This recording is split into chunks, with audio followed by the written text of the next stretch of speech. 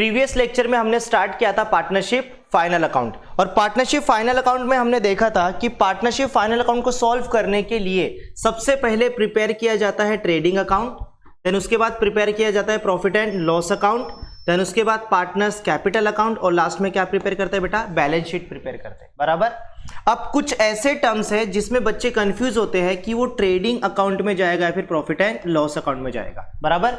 अब आपको पता है कि ट्रेडिंग अकाउंट में हम लोग क्या करते हैं, डायरेक्ट एक्सपेंसेस को रिकॉर्ड करते हैं। बराबर। और प्रॉफिट एंड लॉस अकाउंट में हम लोग रिकॉर्ड करते हैं इनडायरेक्ट एक्सपेंसेस को। अब कुछ एक्सपेंसेस ऐसे हैं जो आपको कंफ्यूज करेंगे कि वो डायरेक्ट है कि इनडायरेक्ट है, तो वही आज के लेक्चर में हम लोग क्लियर करेंगे। ठीक है, तो सबसे पहले यहां पर ध्यान दो बेटा, कुछ एडिशनल पॉइंट्स है जो हमको सीखना है। सबसे पहले क्या लिखा है बेटा, ओपनिंग स्टॉक। अब ओपनिंग स्टॉक क्या होता है, ये प्रीवियस लेक्चर में मैंने आपको बताया था, stock at the beginning of the year. ठीक है, मैंने आपको प्रीवियस लेक्चर में बताया था कि जो स्टॉक होता है दो टाइप का होता है, एक होता है बेटा ओपनिंग स्टॉक, ओपनिंग स्टॉक, और एक क्या होता है बेटा, क्लोजिंग स्टॉक, क्लोजिंग स्टॉक। अब दोनों में डिफरेंस क्या है, stock at the beginning of the year is called as opening stock, stock at the end of the year is called as closing stock. ठीक है, मतलब क्या है बेटा कि जो 1 अप्रैल को जो हमारे पास स्टॉक होता है बिजनेस में उसको बोलते हैं ओपनिंग स्टॉक, और 31 मार्च को जो स्टॉक हमारे पास होता है उसको हम लोग क्या बोलते हैं बेटा, क्लोजिंग स्टॉक। समझा। तो यहां पर फर्स्ट पॉइंट क्या दिया बेटा, opening stock, balance of stock of goods at the beginning of the accounting period is called as opening stock, meaning वही है। और सेकंड पॉइंट क्या है बेटा, क्लोजिंग स्टॉक, इसके लिए क्या लिखा है बेटा, balance of stock of goods at the end of the accounting period is called as closing stock. Simple में आपको यह याद रखना है, स्टॉक जो ईयर के शुरुआत में होता है वो ओपनिंग स्टॉक होता है, जो एंड में होता है वो क्या होता है बेटा, क्लोजिंग स्टॉक। क्लियर है। फिर सेकंड पॉइंट क्या है बेटा, सेकंड पॉइंट क्लियर हो गया। फिर थर्ड पॉइंट क्या है, कैरेज या तो फ्रेट। अब कैरेज का मतलब क्या होता है बेटा, ट्रांसपोर्ट एक्सपेंसेस। ठीक है, अब यहां पर देखो ट्रायल बैलेंस जो आपको दिया जाएगा उसमें या तो क्या लिखा रहेगा बेटा, कैरेज लिखा रहेगा, या तो लिखा रहेगा कैरेज इनवर्ड, कैरेज इनवर्ड, या तो लिखा रहेगा कैरेज आउटवर्ड, कैरेज आउटवर्ड। समझा। अब यहां पर ध्यान देना बेटा, अगर कैरेज इनवर्ड लिखा है इसका मतलब क्या है कि ये जो ट्रांसपोर्ट का एक्सपेंसेस है ये हमने दिया था जब हमने क्या किया था, रॉ मटेरियल परचेस किया था। हमने रॉ मटेरियल परचेस किया, तो परचेस करने के बाद उसको फैक्ट्री में लाया, तो फैक्ट्री में जब लाया उस टाइम पे हमने ट्रांसपोर्ट का एक्सपेंसेस दिया, उसको हम लोग क्या बोलते हैं बेटा, कैरेज इनवर्ड। और अगर सिर्फ कैरेज लिखा है उसका मतलब भी कैरेज इनवर्ड ही होता है। कैरेज आए या फिर कैरेज इनवर्ड आए, ये दोनों डायरेक्ट एक्सपेंसेस है। समझ में आ रहा है। आपको वहां पर अज्यूम करना है कि ये हमने परचेस किया था रॉ मटेरियल और उसको लाने के लिए हमने ट्रांसपोर्ट का एक्सपेंसेस दिया। और उसके बाद है बेटा कैरेज आउटवर्ड, मतलब फैक्ट्री में गुड्स बना और गुड्स जब बाहर जा रहा है या तो वेयर हाउस में जाएगा या तो कहां पर जाएगा बेटा, मार्केट में। तो गुड्स जब फैक्ट्री से बाहर जा रहा है तो उस टाइम पे हमने ट्रांसपोर्ट का क्या दिया बेटा, एक्सपेंसेस दिया। और ये जो एक्सपेंसेस होता है ये क्या होता है बेटा, इनडायरेक्ट एक्सपेंसेस होता है, इनडायरेक्ट एक्सपेंसेस। तो आप यहां पर क्या समझे, अगर कैरेज या कैरेज इनवर्ड लिखा है तो वो डायरेक्ट एक्सपेंसेस है। डायरेक्ट एक्सपेंसेस है मतलब कहां पर जाएगा, ट्रेडिंग अकाउंट के डेबिट साइड, ट्रेडिंग अकाउंट के डेबिट साइड। और अगर कैरेज आउटवर्ड है तो वो कहां पर जाएगा बेटा, प्रॉफिट एंड लॉस अकाउंट के डेबिट साइड, क्योंकि वो क्या है, इनडायरेक्ट एक्सपेंसेस है। समझा। वही चीज यहां पर लिखी हुई है, देखो यहां पर कैरेज या तो फ्रेट, दोनों का मतलब क्या है बेटा, सेम। तो यहां पर देखो अगर कैरेज इनवर्ड है या तो फ्रेट इनवर्ड है, कैरेज इनवर्ड या तो फ्रेट इनवर्ड, तो वहां पर आपको समझना है कि हमने वो दिया था जब हमने गुड्स को क्या किया था बेटा, परचेस किया था। गुड्स परचेस किया, लाने का ट्रांसपोर्ट का एक्सपेंसेस दिया। अगर इनवर्ड लिखा है तो ऑन परचेस ऑफ गुड्स, मतलब हमने वो कब पे किया, जब हमने गुड्स को क्या किया था बेटा, परचेस किया था। तो तो इसलिए वो डायरेक्ट एक्सपेंसेस है, तो इसलिए वो कहां पर जाएगा, ट्रेडिंग अकाउंट के डेबिट साइड, ट्रेडिंग अकाउंट के बेटा डेबिट साइड, समझा। और उसके बाद अगर सिर्फ कैरेज लिखा है या फिर सिर्फ फ्रेट लिखा है तो वो भी क्या रहेगा बेटा, डायरेक्ट एक्सपेंसेस। यहां पर लिखा भी है अज्यूम इनवर्ड, आपको अज्यूम करना है कि वो कैरेज इनवर्ड है या तो फ्रेट इनवर्ड है, तो कहां पर जाएगा, ट्रेडिंग अकाउंट के डेबिट साइड में जाएगा, समझा। और लास्ट में क्या है, आउटवर्ड, अगर कैरेज आउटवर्ड है या तो फ्रेट आउटवर्ड है तो वो कौन सा एक्सपेंसेस है बेटा, इनडायरेक्ट एक्सपेंसेस है। इनडायरेक्ट है तो कहां पर जाएगा, प्रॉफिट एंड लॉस अकाउंट के डेबिट साइड। तो वहां पर ऑन सेल ऑफ गुड्स, हमने गुड्स को सेल किया और उसको वहां पर पहुंचाने के लिए हमने क्या दिया बेटा, ट्रांसपोर्ट का एक्सपेंसेस दिया। कभी कभी क्या होता है, हम गुड्स को सेल करते हैं तो ट्रांसपोर्ट का एक्सपेंसेस भी कंपनी पे कर रही है, तो वो टाइम पे जो हमने ट्रांसपोर्ट का एक्सपेंसेस दिया वो क्या हो जाएगा बेटा, इनडायरेक्ट हो जाएगा, समझा। इनवर्ड लिखा रहेगा तो समझना है बेटा अपने परचेस करते टाइम दिया है, आउटवर्ड रहेगा तो सेल किया फिर हमने पे किया, समझा। चलो उसके बाद नेक्स्ट पॉइंट क्या है बेटा, नेक्स्ट पॉइंट है बेटा रॉयल्टीज। अब रॉयल्टीज आपको पता है क्या होता है, अगर हमने किसी कंपनी का फ्रेंचाइजिंग लिया है, फ्रेंचाइजिंग पता है क्या, पता है ना, अगर हम किसी कंपनी का फ्रेंचाइजिंग लेते हैं तो हमें क्या पे करना होता है बेटा, रॉयल्टीज पे करना होता है।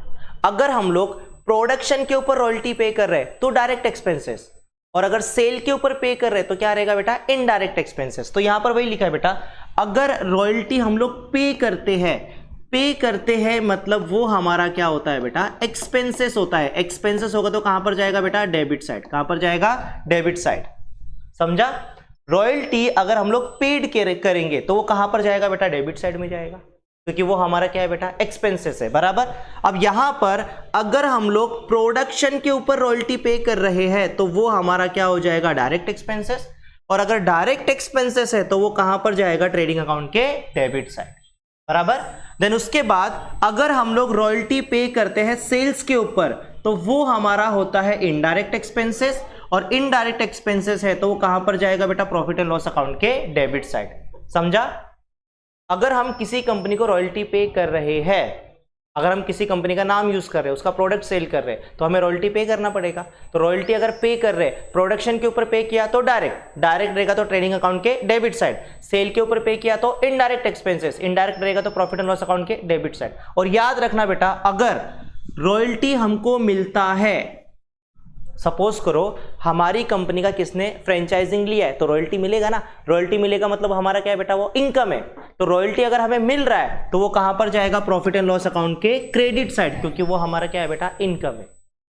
और अगर सिर्फ रॉयल्टी लिखा रहेगा तो आपको अज्यूम करना है कि हमने वो प्रोडक्शन के ऊपर दिया, लास्ट में लिखा रहेगा कहीं ना कहीं, देखो यहां पर लिखा भी है, royalties if no given information is given then it should be assumed as direct expenses and should be recorded in trading account debit side।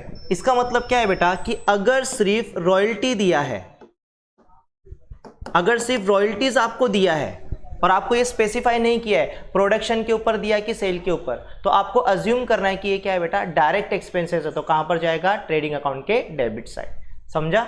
Then उसके बाद नेक्स्ट पॉइंट क्या है बेटा, क्लोजिंग स्टॉक।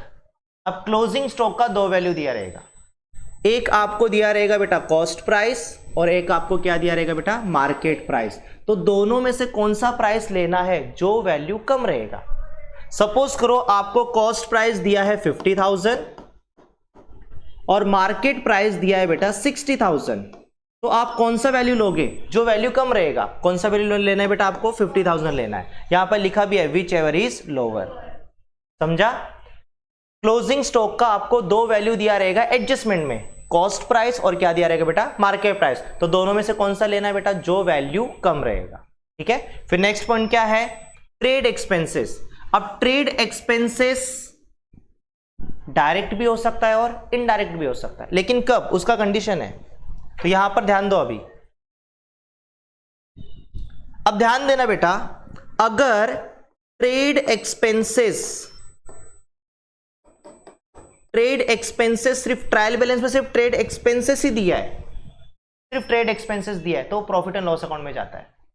और अगर ट्रेड एक्सपेंसेस के साथ sundry expenses, miscellaneous expenses, समझ में आ रहा है? ये सब अगर आ रहा है जनरल एक्सपेंसेस, ये अगर लिखा रहेगा तो ट्रेडिंग अकाउंट, सॉरी, ये जो ट्रेड एक्सपेंसेस है ये ट्रेडिंग अकाउंट में जाएगा और बाकी कहां पर जाएंगे? प्रॉफिट एंड लॉस अकाउंट पे।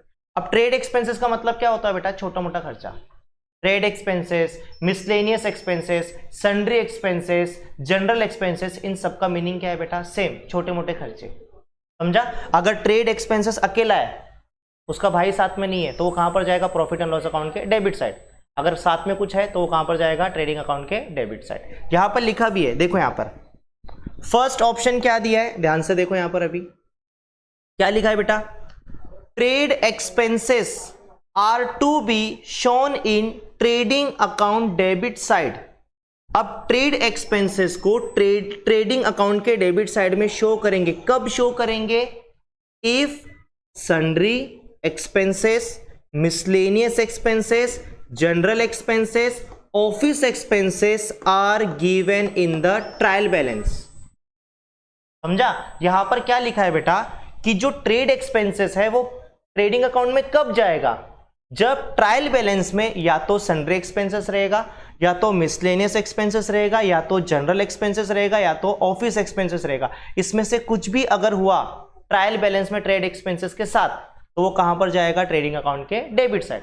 अगर इसमें से कुछ भी नहीं है, कुछ भी नहीं है, सिर्फ ट्रेड एक्सपेंसेस है, तो वो कहां पर जाएगा? प्रॉफिट एंड लॉस अकाउंट के डेबिट साइड। यहां पर लिखा है trade expenses are to be shown in profit and loss account debit side if sundry expenses, miscellaneous expenses, general expenses, office expenses are not given in the trial balance. अगर पूरे trial balance में सिर्फ trade expenses है तो profit and loss में जाएगा, और trial balance में ट्रेड एक्सपेंसेस के साथ सपोज करो सन्ड्री एक्सपेंसेस है, या तो मिसलेनियस है, या तो ऑफिस एक्सपेंसेस, कुछ भी हुआ तो ट्रेड एक्सपेंसेस कहां पर जाएगा? ट्रेडिंग अकाउंट के डेबिट साइड, और बाकी सब कहां पर जाएंगे? प्रॉफिट एंड लॉस अकाउंट के डेबिट साइड। समझा? कोई डाउट है? अब नेक्स्ट क्या है बेटा? नेक्स्ट है बेटा वेजेस एंड सैलरी। सबसे इजी पॉइंट है बेटा ये। अब इसमें ध्यान देना बेटा, जो आपको ट्रायल बैलेंस दी जाएगी उसमें या तो लिखा रहेगा वेजेस, या तो लिखा होगा wages and salary, wages and salary, या तो लिखा रहेगा बेटा सैलरी, या तो लिखा रहेगा salary and wages, salary and wages. बराबर? अब आपको ये तो पता है कि अगर सिर्फ वेजेस लिखा है तो वो कहां पर जाएगा? ट्रेडिंग अकाउंट के डेबिट साइड, ट्रेडिंग अकाउंट के डेबिट साइड। बराबर? अगर सैलरी लिखा है तो वो कहां पर जाएगा? प्रॉफिट एंड लॉस अकाउंट के डेबिट साइड। बराबर?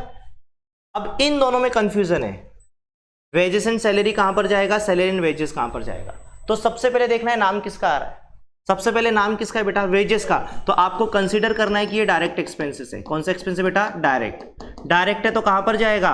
ट्रेडिंग अकाउंट के डेबिट साइड, ट्रेडिंग अकाउंट के डेबिट साइड। अगर सपोज करो पहले सैलरी लिखा है तो आपको अज्यूम करना है कि ये क्या है बेटा? इनडायरेक्ट एक्सपेंसेस है। क्या है? Indirect expenses. अब इनडायरेक्ट एक्सपेंसेस है तो कहां पर जाएगा? प्रॉफिट एंड लॉस अकाउंट के debit side, profit and loss account के डेबिट साइड। समझा?